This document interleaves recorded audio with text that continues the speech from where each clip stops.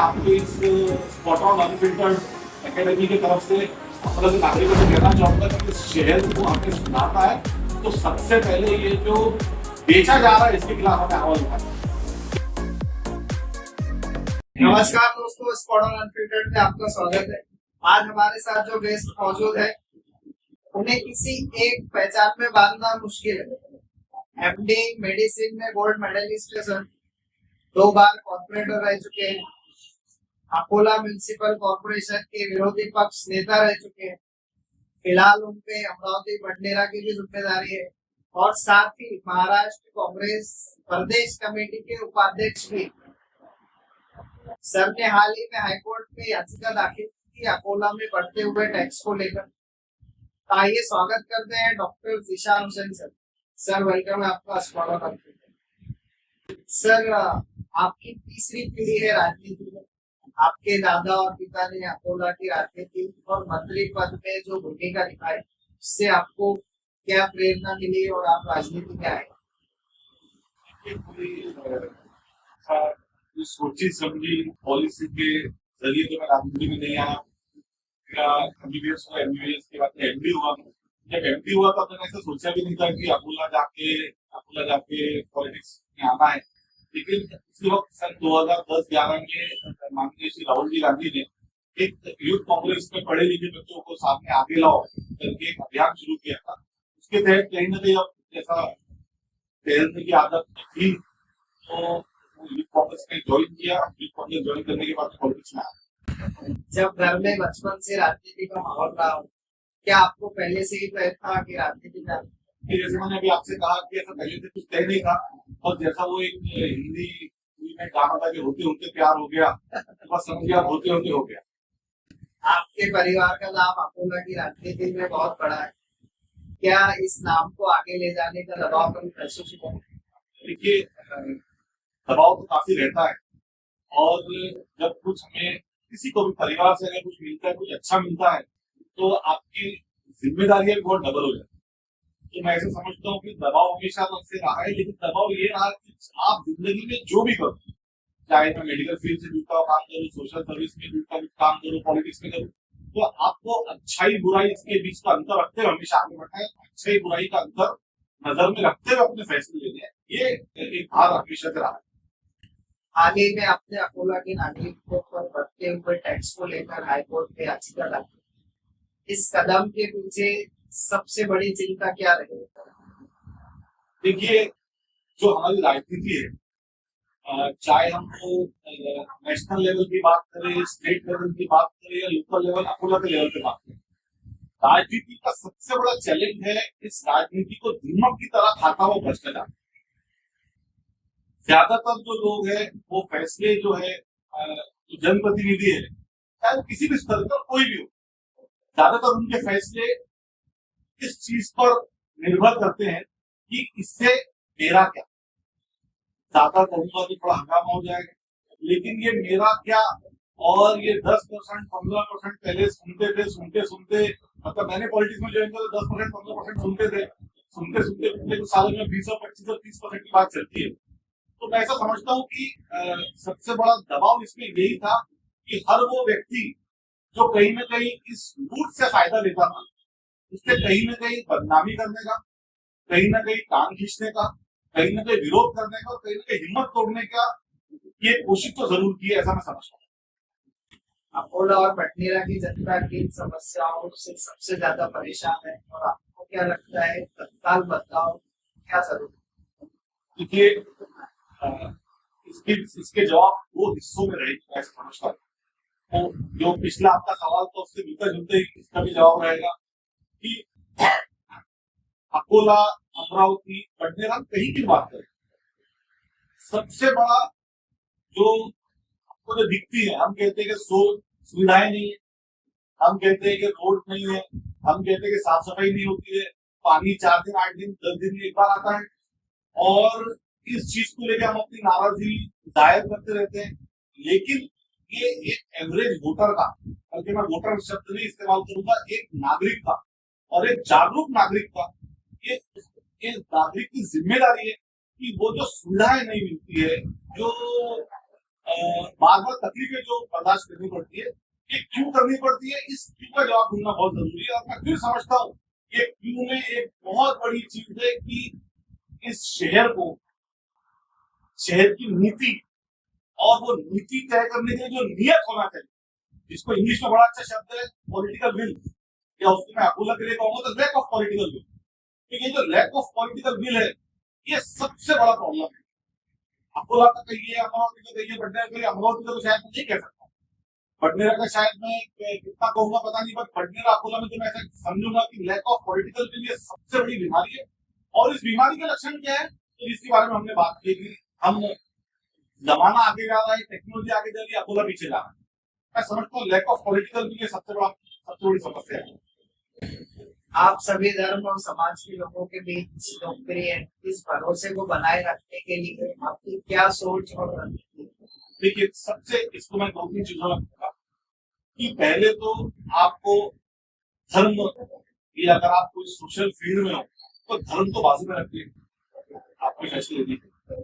दूसरी चीज ये, इस मुल्क में अगर हमको रहना है, इस मुल्क में जिसको भी रहना है, तो इस मुल्क के संविधान के हिसाब से चलता है। इस देश का हर नागरिक को संविधान को मानता है, और हमारा संविधान जो है ये दुनिया में ऐसा कहीं नहीं मिलेगा। ऐसा तो बाबा साहब अम्बेडकर के नेतृत्व में जो संविधान बनाया गया है, तो पिछले 60-70 साल के ये देश जिस तरह से चलता है, इसने हमेशा से 70 साल की, इसके पहले भी मिलजुल के साथ में रह के बिना भेदभाव के चलने के जो गुण है, ये इस हमारे देश के संविधान में आएगा। मैं समझता हूँ एक बार अगर आप धर्म बाजू में रख के पॉलिटिक्स, सोशल वर्क में सोचे तो चलना बहुत आसान हो जाता है, लोग इस चीज को अप्रिशिएट करते हैं। मैं खास तौर से यहाँ पे कंफ्यूजन भी बड़ा हो जाता है। देखिए, हम जब हमारे देश की बात करें तो इंडिविजुअल फ्रीडम हम तो सब कुछ है, स्वतंत्रता, मुझे मेरी मर्जी से मेरे मजहब का पालन करने का पूरा अधिकार।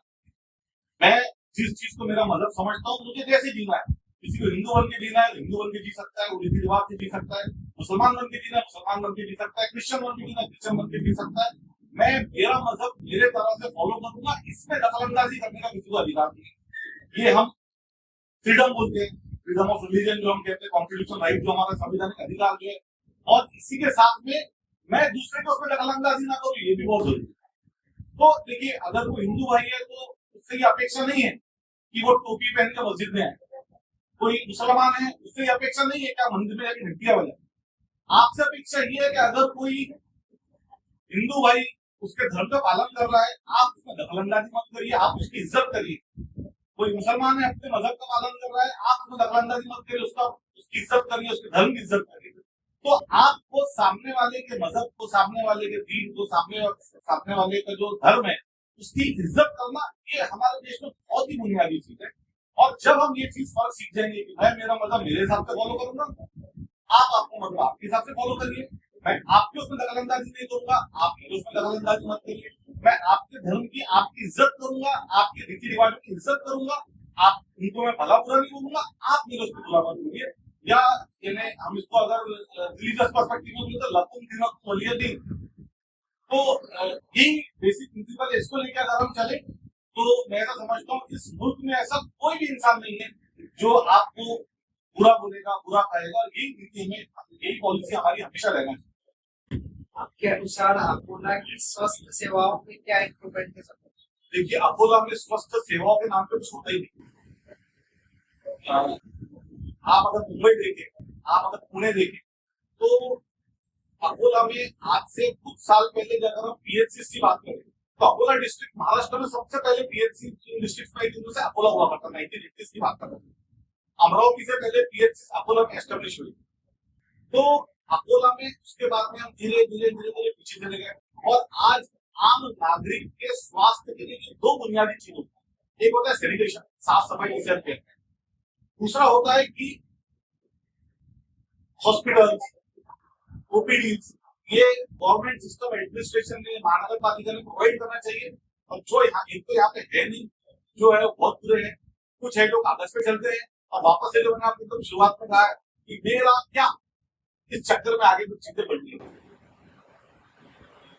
टैक्स कलेक्शन, करप्शन को लेकर बहुत ज्यादा है, इस पर कुछ कहना चाहेंगे? देखिए, अकोला में जिस तरीके से टैक्स कलेक्ट किया गया, ये एक प्राइवेट एजेंसी को लाना, उस प्राइवेट एजेंसी ने 2017-18 में नाम शराब तरीके से टैक्स बढ़ाना, जो माननीय उच्च न्यायालय ने उसको गैर कानूनी सिद्ध किया, साबित किया, उसका आदेश दिया। उसके लिए सुप्रीम कोर्ट में एक याचिका शुरू है। 25 तारीख उसकी सुनवाई के, उस बारे में क्या मैं उसकी याचिका करता हूँ, इसलिए उस बारे में मैं कुछ कहना नहीं चाहूंगा। माननीय सर्वोच्च न्यायालय का हमको पूरा भरोसा है, फैसला सही होगा। लेकिन इसके पीछे अगर हम सियासी बात देखें तो प्राइवेट कंपनी आने के बाद में जिसने भी आवाज उठाई उसका मुंह दबाने की कोशिश की और आखिर में वो पैसा कलेक्ट होने के बाद उसका इस्तेमाल क्या हुआ, तो पिछले 7 साल में ऐसी कोई सुविधा नहीं। 7 साल पहले पानी 7-8 दिन में 4-5 दिन में एक बार आता था, 4-5 दिन में एक बार आता था। आज भी पानी 4-5 दिन में एक बार ही आता है। रोड बने इस क्वालिटी के बने कि तब आस्तिक कुमार पांडे साहब के कार्यकाल में कलेक्टर ने सोशल ऑडिट डिक्लेयर की। सोशल ऑडिट होने के बाद उसकी रिपोर्ट आई। उसकी रिपोर्ट आने के अंदर रिपोर्ट क्यों दबाई नहीं, किसने दबाई नहीं, इसका स्पेशल एक खोली थी। स्वच्छता को लेके देश के पंतप्रधान ने एक स्वच्छ भारत अभियान लॉन्च किए थे, बड़े शोर शराबे से लॉन्च किए थे और टॉयलेट बनाएंगे, 10,000-12,000 रुपए के टॉयलेट बनाएंगे। इस चीज को लेके जब ऑडिट हुआ, जैसे सीजी का ऑडिट होता है, लोकल बॉडी का ऑडिट हुआ, महानगर पालिका का ऑडिट हुआ, 27 करोड़ का भ्रष्टाचार उस बारे में बोला गया। तो आप देखिए कि स्वच्छता, साफ सफाई, ये भी मार क्यों खा रही है, इसलिए मार खा रही है क्योंकि कहीं ना कहीं मेरा क्या इस्तेमाल आ गया। अकोला मनपा के विपक्ष नेता और 2 बार कॉर्पोरेटर रहते हुए आपने ऐसे कौन से फैसले लिए जिन पर आज भी आपको? देखिए, मैं महानगर पालिका विरोधी पक्ष नेता को समझती है, कहीं आप जैसा पेशेंट वेंटिलेटर में रहता है, आखिरी दिन रहते हैं, उस टाइम पे मैं वहां उसके बाद ध्यान सब होगी भी नहीं। लेकिन महानगर पालिका में काम करते मैंने बहुत चीजें सीखी। पहली चीज ये सीखी है कि शहर के नागरिक को जब आप पूरी बात बताए बड़े अच्छे से सुनता है, समझता भी, आपकी मजबूरियां समझता है और गलती कहाँ है ये भी समझता है। दूसरी चीज मैंने ये सीखी है कि आपके प्रयत्न हमेशा करते रहना, आप आपकी कोशिशें हमेशा करते रहिए। लोग जो है आपकी कोशिशों को बड़े अच्छे से देखते, लेकिन कमेंट करेंगे, अच्छा बोलेंगे, बुरा बोलेंगे, लेकिन आप कोशिश नहीं करेंगे, आप लोगों के लिए आपका दरवाजा बंद करेंगे तो राजनीति में आपके दरवाजा बंद। राहुल गांधी जी के साथ आपकी निकटता सभी जानते हैं, उनसे आपने कौन सा सबक सीखा है और अपनी राजनीति में? क्योंकि राहुल गांधी जी से मैंने एक सबक सीखा है जिंदगी कि आपको जो चीज सच लगती है, आपको जो चीज सही लगती है, आसू पासू वाले चाहे कुछ भी बोले, आप बेखौफ तरीके से, बड़ी निडरता से आपकी बात बोलते रहिए और आप जिस चीज को मानते हैं, आपको जो राजनीति करनी है, उस राजनीति के लिए आपके जहन में अगर क्लैरिटी हो तो आप बिना डरे, बिना रिजल्ट क्या आएगा, चुनाव जीतेंगे हारेंगे, आप सच बात बोलते रहिए। राहुल गांधी जी एक वक्त था, देखिए आज तो वक्त काफी बदल चुका है। एक वक्त था जब राहुल गांधी जी को पप्पू बोल के कहा जाता था, जब नफरत की बाजार खुल चुका था। वोट लेने का सबसे आसान तरीका था कि आप नफरत फैला दो, धर्म के नाम पर फैला दो, जात के नाम पर फैला दो, भाषा के नाम पर फैला दो, आप उत्तर भारतीय दक्षिण भारतीय के नाम पर फैला दो। एक पार्टी थी, एक पक्ष था, एक विचारधारा थी जो सिर्फ और सिर्फ नफरत फैला के अपनी राजनीति चला रही थी। टीवी पूरी तरह खरीद दिए गए थे, मेन स्ट्रीम मीडिया पूरी तरह बिक चुका था। ऐसे वक्त में जब पूरी आवाज उनकी दबाई गई, उस वक्त राहुल गांधी कन्याकुमारी से लेकर कश्मीर तक पैदल निकल गए और एक ही संदेशा लेके निकले कि इस नफरत के बाजार में मैं मेरी मोहब्बत की दुकान खोलना चाहता हूँ और ये नफरत फैलाएंगे, मैं मोहब्बत फैलाऊंगा। आप देखिए 2019 लोकसभा में राहुल गांधी अमेठी से खुद का चुनाव में हार गए। 2024 जब लोकसभा आया, ठीक है, बीजेपी की सरकार आई, मोदी जी पंतप्रधान बने, लेकिन 43% वोट एनडीए को गए, 41% वोट देश के 43% पॉपुलेशन ने एनडीए को वोट दिया था, 41% लोगों ने इंडिया को वोट दिया, तो 2% का ही फर्क था। और वो नीतीश कुमार और चंद्रबाबू नायडू आखिरी तक नहीं पलटी मारते थे। तो ये देश में बदलाव 2024 में हो चुका था। ये आपको सबक सिखाता है कि आप अगर सच्चाई के रास्ते पे, अच्छाई के रास्ते पे बेखौफ तरीके से अगर चलते रहेंगे तो देरी सही आप दुरुस्त जरूर आएंगे। कांग्रेस पार्टी महाराष्ट्र में फिर से मजबूत हो सके, इसके लिए युवाओं को जोड़ने की आपकी क्या राय? ये वापस से आपका पिछला सवाल से जुड़ा है कि युवा जो है ये सबसे उजागर है। आज से पहले कहते थे कि बच्चे उसको क्या समझता है, लेकिन मैं ऐसा समझता हूँ सोशल मीडिया के दौर में, जेन जी के जमाने में, ये इंस्टाग्राम में वो दिन रात में 10 बजे 11-12 बजे रील देखने वाला जो बच्चा है, जो लड़का है 15 से 25 एज ग्रुप में जो है, ये सियासी पस मंजर इस देश का बड़े अच्छे से देख रहा है, बड़े अच्छे से समझ रहा है। और आप देखिए जैसे जैसे यंग वोटर बढ़ेगा, कांग्रेस की लोकप्रियता बढ़ेगी, क्योंकि भारतीय जनता पार्टी की नफरत की राजनीति से ये यंग वोटर बोर हो चुका है। वो आज ये अपेक्षा करता है कि चाहे वो अकोला का कोई भी नगर सेवक हो, महानगर पालिका चुनाव लड़ने वाला व्यक्ति हो, विधानसभा लड़ने वाला व्यक्ति हो, लोकसभा लड़ने वाला व्यक्ति हो, वो चाहता है कि उसका राजनीति, उसका पॉलिटिशियन जो है जिसको वोट दे रहा है, वो उसकी जिंदगी में उसकी बेरोजगारी दूर करने क्या कर रहा है, उसके जीवन स्तर को दूर करने के लिए क्या कर रहा है, उसकी जिंदगी बेहतर बनाने के लिए क्या कर रहा है। ये इलेक्शन के वक्त ये वोटर जरूर पूछेगा, और जो कभी नहीं हुआ ये आने वाले वक्त में 2029 के विधानसभा लोकसभा चुनाव में आपको देखने को मिलेगा। आप एक डॉक्टर भी है और नेता भी, दोनों भूमिकाओं का मेल आपके नेतृत्व को कैसे अलग बनाते हैं?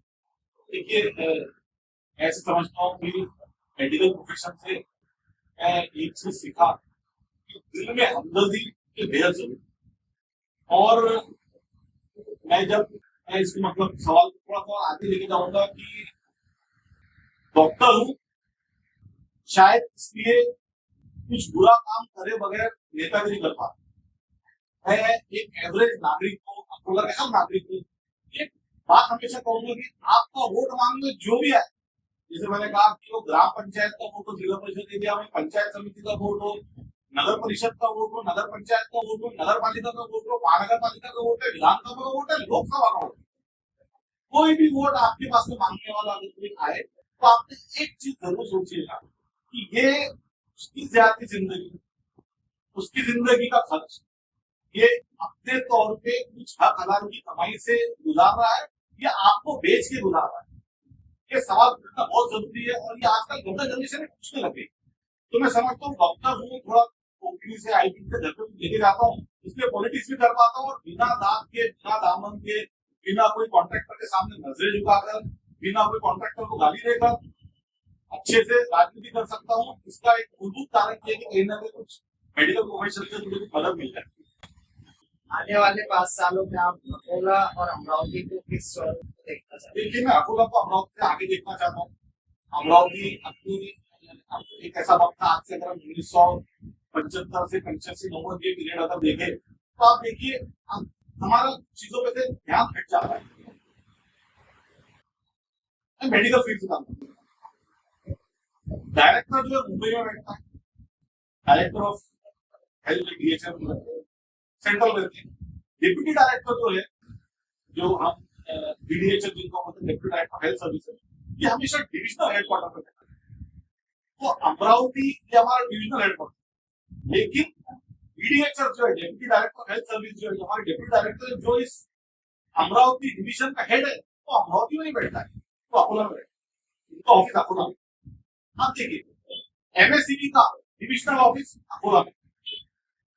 ये ऑफिस ऐसे ही नहीं आया, ये ऑफिस इसलिए आया अकोला कि उस वक्त में अमरावती से खींच के लाने के लिए डिविजनल हेडक्वार्टर जो अलग अलग फील्ड के उनको लाने के लिए कोशिश की गई थी, जो पिछले कुछ दिनों में अकोला की सियासत गायब हो गई। अब देखिए, आप ऐसा मुझे पूरे महाराष्ट्र में, आपसे बड़े जितना से कह रहा हूँ, महाराष्ट्र में ऐसा एक डिवीजन बताइए, एक डिवीजन बताइए जहाँ डिविजनल हेडक्वार्टर रेवेन्यू का जो हेड है वो अमरावती, डिविजनल हेड जो है डायरेक्ट जो हमारा रेवेन्यू इंचार्ज है वो अमरावती में बैठते हैं, डिविजनल हेडक्वार्टर में बैठते हैं, लेकिन डीडीएचएस एमएससीबी कहीं है ऐसे, मैं आपको दिखा नहीं पाऊँ।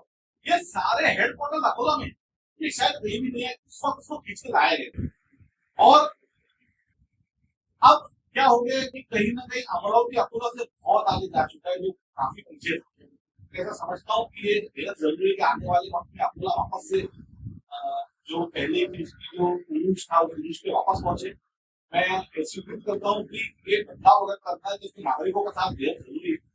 नागरिकों का साथ रहेगा तो इस पॉलिटिकल विल की हमने पहले बात की, पॉलिटिकल विल भी आएंगे, पॉलिटिकल विल आएंगे तो अच्छी राजनीति रहेगी, अच्छी राजनीति रहेगी तो कहीं ना कहीं जाके मैं ऐसा समझता हूँ अकोला बिल्कुल सुधार पाएंगे। अगर आपको राज्य की सत्ता में बड़ा रोल निभाने का मौका तो सबसे पहला निर्णय आप क्या लेंगे? देखिए, ये तो बड़ा ख्याली और ख्याली बिरयानी आपने बना दी है, लेकिन मैं ऐसा समझता हूँ फुटबॉलर का आज कई मसले हैं। एक बहुत बड़ा प्रॉब्लम है यहाँ की बेरोजगारी, अनएम्प्लॉयमेंट। अनएम्प्लॉयमेंट दूर करने के लिए यहाँ पे नौकरियां 20 साल हो गई, आपसे 200 मीटर दूर सावधान मिलती बंद होगी, विधवा की मिलती बंद होगी। यहाँ पे जो थे तो बंद हो गए, रोजगार जाता गया, नया कुछ आ नहीं रहा है, कितने दाल भी बंद हो। आप देखिए कि यहाँ पे जो पहले था वो चले जा रहा है, दूसरी जगह पे जो नहीं था वो आ रहा है। तो मैं समझता हूँ सबसे बड़ा मसला जो है वो ये है कि यहाँ पे हम जो 12th पास होने के बाद में ग्रेजुएशन, पोस्ट ग्रेजुएशन, चाहे वो कितना भी पढ़ा लिखा हो, उसको कहीं ना कहीं एक नौकरी का, अपनी रोजी का एक साधन, एक अपॉर्चुनिटी ये आनी चाहिए, मिलना चाहिए। और इसके लिए अलग अलग इंडस्ट्रीज यहाँ पे लाई जाए, यहाँ पे गवर्नमेंट के प्रोजेक्ट्स ला सकते हैं। एक बार अगर हमने सोच लिए, ठान लिए, तो इस शहर की बेरोजगारी दूर करना बेहद जरूरी है। 12वीं पास होने के बाद में अगर बच्चा ग्रेजुएट हो गया तो उसको पुनः मुंबई जाकर जॉब करना पड़ता है, माँ बाप के पास रह नहीं पाता है। तो ये मैं समझता हूँ पहली चीज है। अगर कभी जैसे आपने खायली पुलाव को मैं आज से आगे बढ़ा के तो खायली बिरयानी अगर कभी खाने का मौका मिलता है तो पहली चीज है जो मैं खाता है। इसके लिए जिम्मेदार कैसे समझा जाए? ये शायद इसका जवाब मैं आपको पहले दे चुका हूँ कि देखिए बेहद जरूरी है। आपने एक सवाल वापस पूछा है, मैं ऐसा समझता हूँ कि शायद आप चाहते हैं इस बारे में और आप देखिए, रोड बनता है, रोड बन के 6 महीने साल भर के अंदर खराब होता है। बल्कि आपको लगे 3-4 रोड तो ऐसे है जो बनते बनते खराब हो, ज्यादा दूर नहीं जाएंगे, आपके इस स्टूडियो से 50 मीटर दूर रोड है, रोड पे लेडी आर्टिंग के सामने रोड है, ये सीमेंट रोड बनते बनते खराब हो। फ्लाईओवर ऐसा है कि लोग बोलते रह गए कि अंडरपास में बहुत पानी जम रहा है, एक आध बार जान जाएंगे, एक जान चली गई। फ्लाईओवर बनने के बाद में 6 महीने के अंदर 6 महीने के अंदर फ्लाईओवर तोड़ के वापस रिपेयर करना पड़ा। 2 साल फ्लाईओवर बनता रह गया। तो ये जो सब चीजें होती है ऐसी नहीं होती, इसलिए होती है कि कहीं ना कहीं कोई ना कोई आपको बेच रहा है। देखिए ये आपके पैसे से, नागरिक के पैसे से बनी हुई चीज है। जिस तरह से हम हमारा घर बनाते हैं, हमारे पैसे से बनाते हैं, ये हमारे पैसे से। हम जब पार्ले जी का कूड़ा खरीदते हैं, बिस्किट का पैकेट खरीदते हैं, उसमें जो 5 रुपए देते हैं उसमें भी कुछ जीएसटी रहता है, जो सेंट्रल गवर्नमेंट में जाता है, सेंट्रल गवर्नमेंट से अकोला महानगर पालिका में आता है, स्टेट गवर्नमेंट में जाता है, पीडब्ल्यूडी को जाता है, उससे आता है। तो रोज का 100 रुपये, 200 रुपये, 300 रुपये कमाने वाला व्यक्ति भी रोज टैक्स भरता है और ध्यान नहीं जाता इन चीजों। इनडायरेक्ट टैक्स के जरिए 100 रुपये, 200 रुपये, 300 रुपये की रोजी करने वाला व्यक्ति टैक्स भरता है। और ऐसे व्यक्ति के पैसे से हमारे यहाँ पे जो रोड बनते हैं, नालियां बनती है, जो साल 6 महीने 2 साल भी नहीं रहते। मैं समझता एक बहुत बड़ी चीज है, इसमें कहने की सुधारनामा बेहद जरूरी है। मैं आपके इस स्पॉट ऑन अनफिल्टर्ड एकेडमी की तरफ से अपने नागरिकों से कहना चाहूंगा कि इस शहर को हमें सुधारना है तो सबसे पहले ये जो बेचा जा रहा है इसके खिलाफ हमें आवाज उठाना। ये जो टक्केवारी जो चल रही है 10%, 15%, 20%, 25%, 30%, इसके खिलाफ हमें आवाज उठानी चाहिए। राजनीति में आलोचना और ट्रोलिंग आम हो गई। जब लोग आपको ट्रोल करते हैं तो आपका क्या रिएक्शन? देखिए जैसे मैं बहुत ज्यादा ट्रोल पॉलिटिकल फिगर से नहीं, और मुझे ट्रोल करते हैं और मैं ऐसे समझता हूँ कि हर इंसान को अपना बोलने का हक है। आप जब संविधान की बातें करते हैं, freedom to speak, freedom of speech, ये जो है ये हर व्यक्ति को ट्रोल करने की ताकत होना, ये हर नागरिक की तो बुनियादी अधिकार है। और अगर आप सोशल लाइफ में, अगर आप पॉलिटिकल लाइफ में, तो ट्रोल होने के बाद में उसे बर्दाश्त करना ये भी आपके लिए बेहद जरूरी है। आपकी क्वालिटी होनी चाहिए। आपका क्या रिएक्शन होता है? नहीं, मैं एंजॉय करता हूँ, I don't really mind it. आपके इंटरव्यूज के बाद मुझे लगता है जरूर ट्रोलिंग होगी तो I will post my comments on it. Social media में बहुत ज्यादा एक्टिव नहीं, but I am try to be. आपकी लाइफ में कोई ऐसी मजेदार घटना, चाहे राजनीति से हो या डॉक्टरी फील्ड से हो, तो जिसे लोग आज भी सुनकर हंसते हैं? ऐसा कुछ है, याद नहीं आ रही है, बट मैं ऐसा समझता हूँ कि मैंने 12th दिया, 12th होने के बाद में एडमिशन इंजीनियरिंग करने के लिए जा रहा था। जाते जाते पता नहीं मुझे मतलब रैंक भी अच्छा आ गया, मुंबई में कोई इंजीनियरिंग कॉलेज में ज्वाइन किया, ज्वाइन करके मैं वहां पर गया, वहां जाने वाला था, तब से मुझे समझ में आया यार ये इंजीनियरिंग मेरे पसंद बात है। अब घर पे बड़ा प्रेशर हुआ करता था, ये बात घर पे कैसे बोले, बड़ा टेंशन, और बोलने की हिम्मत नहीं थी। इंजीनियरिंग हो गई, एडमिशन हो गया, फीस भर दी गई, ज्वाइन करना है, ग्रुप हो गया, हॉस्टल हो गया, अब आप ये कह रहे हैं कि मुझे आगे पढ़ाई की करनी है, तो बड़ा प्रॉब्लम का मामला है। तो उस वक्त मैंने मेरे फैमिली के नाम से, फादर के नाम से एक चिट्ठी लिखी थी, ये मुझसे ना हो पाएगा, ये मैं सब छोड़ के वापस आ रहा हूँ, और आप इस चीज को समझिए, आप लोग सब, मैं ये छोड़ के मैं वापस एक साल ड्रॉप लेता हूँ, ड्रॉप लेने के बाद मैं 12th का बायोलॉजी का पेपर वापस दूंगा, बायोलॉजी का पेपर देने के बाद मैं पीएमटी दूंगा, उस वक्त पीएमटी हुआ करती, और पीएमटी में अपने आप डॉक्टर बनता हूँ। तो मैंने चिट्ठी लिखी, चिट्ठी लिखने के बाद में ऐसा कुछ खास रिएक्शन घर से बड़ा आया नहीं, घर वालों ने उस चीज को समझे, मैं वापस आया, वापस आने के बाद मैंने एक साल घर पे बैठ के पढ़ाई की, 12th वापस से 2 बार 12th दिया, क्योंकि इंजीनियरिंग जब किया था बायोलॉजी सब्जेक्ट नहीं था, सेकंड टाइम 12th दिया, इंडियन बायोलॉजी के पेपर में अपियर हुआ, पीएमटी एंट्रेंस हुआ करती है, जिसको आज नीट कहते हैं, पीएमटी की एंट्रेंस दी, और उस पहले अटेम्प्ट में ही मेरा एमबीबीएस में एडमिशन हो गया। तब गवर्नमेंट कोटा में हुआ था, एडमिशन होने के बाद पीजी की, और आज अब्दुल्ला में जब मैं मेरे तौर पे जो भी मेडिकल फील्ड के जरिए से हो जाती है, तो कभी कभी पेशेंट लोग अपने फैमिली, मेरे जो बच्चे एमबीबीएस को जाने वाले थे, मेरे पास बुलाते हैं, लेकर आते हैं कि आप इनको जरूर बताइए, तो मैंने कहता हूँ मैं सबसे वर्स्ट पर्सन हूँ, तो ये बताने के लिए मैं करियर निकाल लेना चाहिए, मगर ये किस्सा सुनाने का लोग अक्सर पूछते हैं। डॉक्टर, राजनेता और सोशल वर्कर, सबसे टफ रोल इसमें डॉक्टर होने का लोग सबके पास है, क्योंकि सोशल वर्क और राजनेता में लोगों का आपसे अपेक्षा ही नहीं है, इतनी अपेक्षा है कि आप बुरा मत, इतना बुरा स्तर, इतना खराब बात है ये, राजनीति का स्तर इतना खराब है, राजनीति और राजनेताओं से एक्सपेक्टेशन इतनी खराब है, इतनी कम है कि लोगों की इतनी अपेक्षा है कि मेरी बिल्डिंग बन गई तो नोटिस मत दो, मुझे किसी चीज की तकलीफ मत दो, अच्छा कुछ करो, अपेक्षा ही नहीं है, उम्मीद ही नहीं करता है कोई। पॉलिटिक्स और सोशल लाइफ में ये नजरिया है, तो डॉक्टर रहते हैं लोगों की अपेक्षा बहुत ज्यादा रहती है। मैं खुद भी समझता हूँ कि डॉक्टर का प्रोफेशन है काफी मुश्किल है, और युवा में काफी, आज युवाओं को राजनीति में घुसने के लिए आप क्या समझते हैं? मैं युवाओं को ये संदेश दूंगा कि जो राहुल गांधी जी आज जो इस बारे में आपने थोड़ी देर पहले कहा है कि एक बार आप इस काम को तो आपको बिल्कुल करके दिखाओगे, तो मैं युवाओं को ये संदेश दूंगा कि आपको अगर आपका भविष्य निकलना, ठीक है, देश की और राज्य की बात में नहीं कहूँगा, खासतौर से हमारे अपोलो के युवा उनसे मैं कहना चाहूंगा कि आपको अगर आपका भविष्य निकलना है, आपको अगर आपका फ्यूचर कुछ अच्छा सेट करना है, तो ये बेहद जरूरी है कि आप ये समझे कि जब तक आप यहाँ के नेताओं को ठीक नहीं करेंगे, जब तक आप यहाँ के नेताओं को सही तरीके से नहीं चुनेंगे, आपका भविष्य सिक्योर नहीं होगा। तो मैं आपको यही संदेश देना चाहूंगा, यही मैसेज देना चाहूंगा कि आने वाले वक्त में जब भी आप वोट देना चाहे, तो हम अगर कोई 500 रुपए की 1000 रुपए की शर्ट भी खरीदते हैं, उसको 4 बार परखते हैं, 50 बार 50 सवाल पूछते हैं, तो आपके नेता से, आपका नेता आपके लिए क्या करेगा, आपका नेता आपके लिए क्या कर सकता है, इस बारे में सवाल आप नेता को भी पूछिए, नेता को भी पूछिए, और अपने आप से पूछिए कि नेता जो सवाल के जवाब दे रहा है सही दे रहा है कि गलत दे रहा है। तो यही संदेश आज के हम लोग के युवाओं को देना चाहते हैं।